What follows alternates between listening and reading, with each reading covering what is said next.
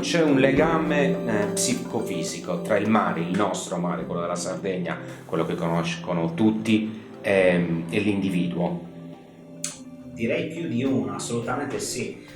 Dici bene, parlando di psicofisico, noi adesso il modello che sentiamo di più in psicologia è il biopsicosociale, quindi partiamo dal fisico, parliamo anche dello psichico e del sociale, quindi biofisico sì, ci sono tantissimi legami, pensiamo semplicemente a come noi viviamo il mare attraverso i cinque sensi, cioè la parte di vista, il blu che è un colore che un po' ti rasserena, ti dà pace, ci sono tanti studi sui colori, adesso magari non lo approfondiamo, pensiamo all'udito, il rumore delle onde che si infrangono nella scogliera, sono rumori cosiddetti bianchi naturali, no? Noi che viviamo nelle città sappiamo che tutti i rumori sono molto ripetitivi, però ad esempio l'altezza di un clacson è sempre un clacson, mentre invece non c'è mai l'altezza, il volume di un'onda, è sempre diverso, quindi siamo a contatto con questa natura che è ipnotica in certi momenti, insomma, inutile che te lo dica, l'avrai fatto sicuramente anche tu diverse volte, stare lì a guardare il mare. Perché guardiamo il mare? Perché ascoltiamo il rumore del mare? Perché odoriamo il mare, insomma, il salmastro che c'è, la salinità, c'è proprio tutta una materia che si chiama la climatoterapia, che studia gli strumenti che noi abbiamo per approcciarsi al mare, alle temperature, alla natura, in base anche al tipo di spiaggia. Ad esempio noi che siamo sardi conosciamo benissimo il Poetto, sardi del sud, insomma, la Sardegna diciamo che ha una vasta scelta di spiagge o paesaggi rocciosi.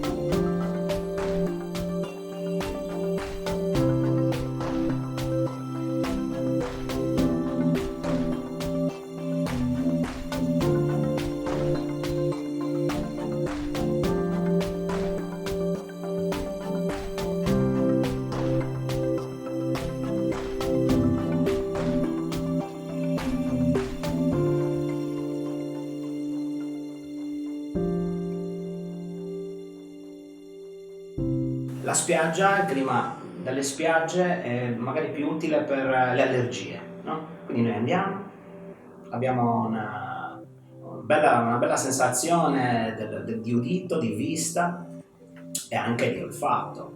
Di gusto, tutti noi amiamo i prodotti del mare, non solo il pescato, ma pensiamo anche all'utilizzo che ne fanno le popolazioni orientali, delle alghe o del sale. Noi siamo in Sardegna siamo stati grandi produttori di sale, e per finire al tatto, ad esempio il tatto, la sabbia, toccare la sabbia, giocare con la sabbia, camminare a piedi nudi, no?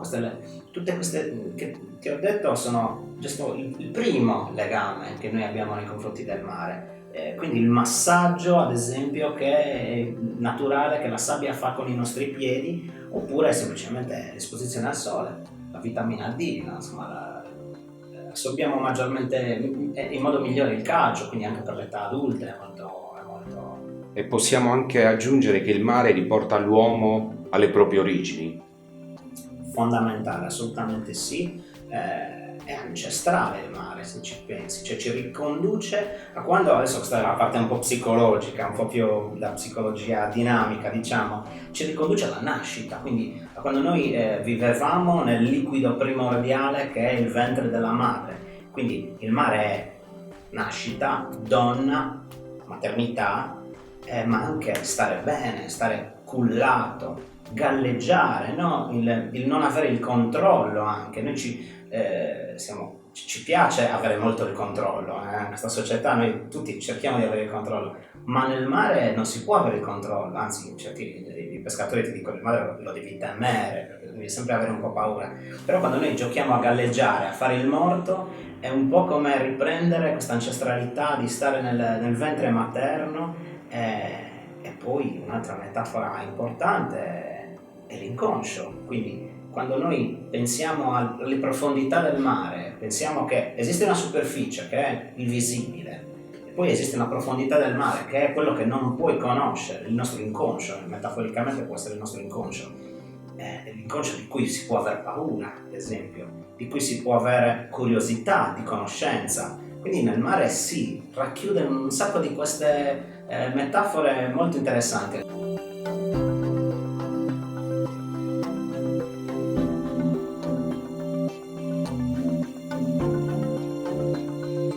Il legame tra il mare e i social, che è molto curioso, soprattutto nel periodo in cui siamo dovuti stare per forza a casa, quindi il primo lockdown, ma anche adesso, e denotava una voglia incredibile di postare o pubblicare foto di mare.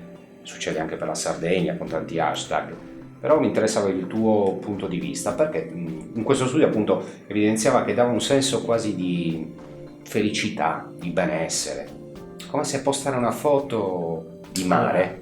Noi sì, hai ragione, non conosco lo studio, mandamelo, lo leggerò volentieri, però la parte sociale, quindi anche nel nostro modello biopsicosociale c'è la parte sociale, è fondamentale anche questa per l'essere umano. Il periodo di Covid ha assolutamente denotato un grandissimo disagio psicologico, questo lo sappiamo in tutte le aree lavorative, economiche, eccetera. Uno di questi disagi è l'assenza del mare, proprio l'assenza del contatto con la natura. Ad esempio c'è una materia che si chiama restorativeness, che è una sottobranca della psicologia ambientale che ci parla di come, della capacità dei posti di rigenerare il nostro organismo con anche con non stimoli. Anche se ci pensi, la città è piena di stimoli, Sì. ma è piena anche di stress. Mentre invece l'assenza di stimolo o comunque pochi stimoli, ad esempio un paesaggio come la foresta o come il mare, ad esempio, in solitudine stiamo parlando, ti scarica totalmente, per cui sì, è vero.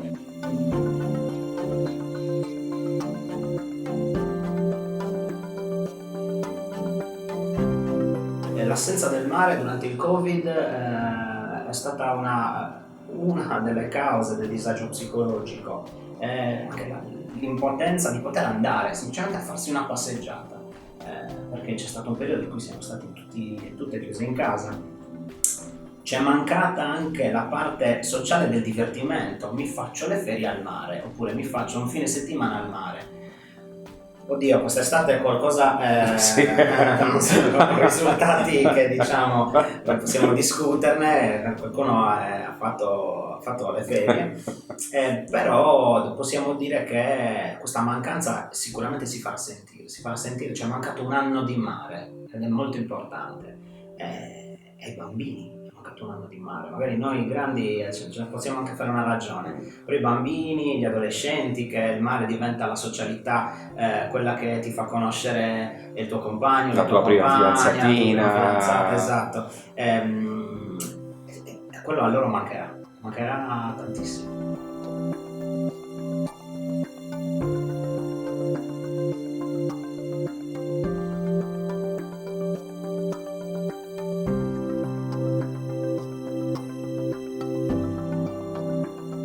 Il mare è benessere, per chi ne può godere è una fonte di salute, è una delle, Bertini direbbe una delle salutie, perché noi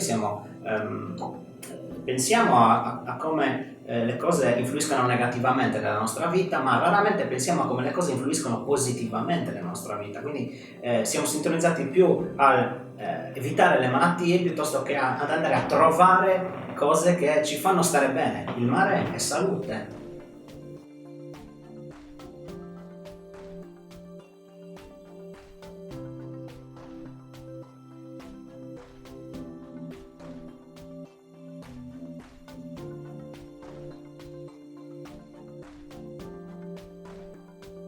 Dottor Mori, si faccia un augurio. Allora, l'augurio che mi faccio è sicuramente che, ad esempio, noi, ma soprattutto i bambini, tornino in possesso di questo contatto con la natura, ma soprattutto con il mare. Il mare nostro. Esatto, il mare nostro. Perché attraverso i bambini si racchiudono le tre cose di cui abbiamo parlato, quindi già la parte bio, quindi i sensi, la sabbia, giocare con la sabbia, costruzioni, La genitorialità, ad esempio, noi viviamo attraverso il rapporto con i bambini, la nostra genitorialità, e loro anche vivono la nostra genitorialità, e la parte sociale, quindi il gioco con i bambini credo che racchiuda un po' la somma della nostra felicità, quindi giocare in modo spensierato con i bambini al mare è un modo che abbiamo di rimpadronirci, insomma, del nostro esseri umani, esseri umani. E anche un po' della nostra vita, che magari un pezzettino magari ci manca dopo quest'anno un po' così turbolento. Diciamo così, turbolenta. Rimpadroniamoci di tutte queste cose. Grazie. Grazie a voi.